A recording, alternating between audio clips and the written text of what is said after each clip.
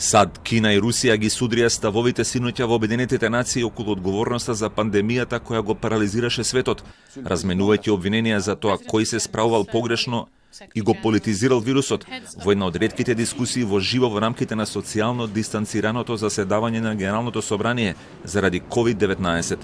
Жестоката расправа на Советот за безбедност на Светската организација следуваше 2 дена откако генералниот секретар на Обединетите нации Антонио Гутереш го потенцираше недостатокот на меѓународната соработка во борбата против коронавирусот, чие ширење и натаму е надвор од контрола.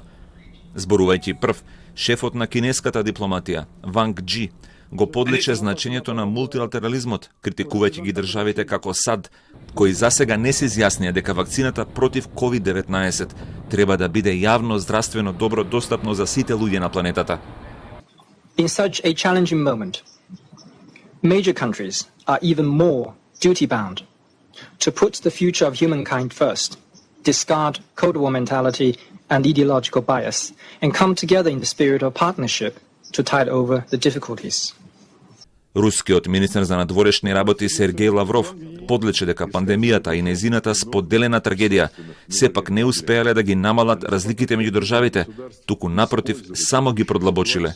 Возрос соблазн искать за рубежом виновных в собственных внутренних проблемах.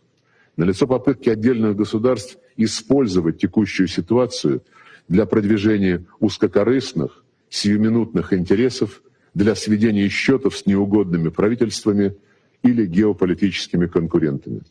Во обраќањата на шефовите на кинеската и руската дипломатија се препозна и од нив навредена се почувствува представничката на администрацијата на Трамп, која своето обраќање го започна со укор на своите соговорници. You know, shame on each of you. I am astonished and I'm disgusted by the content of today's discussion. I'm actually really quite ashamed of this council. Members of the council who took this opportunity to focus on political grudges rather than the critical issue at hand, my goodness. Емотивната американска представничка сепак не пропушти во своето обраќање да ја повтори тезата на претседателот Доналд Трамп дека Кина и владеачката комунистичка партија во оваа држава се единствено одговорни за светската пандемија.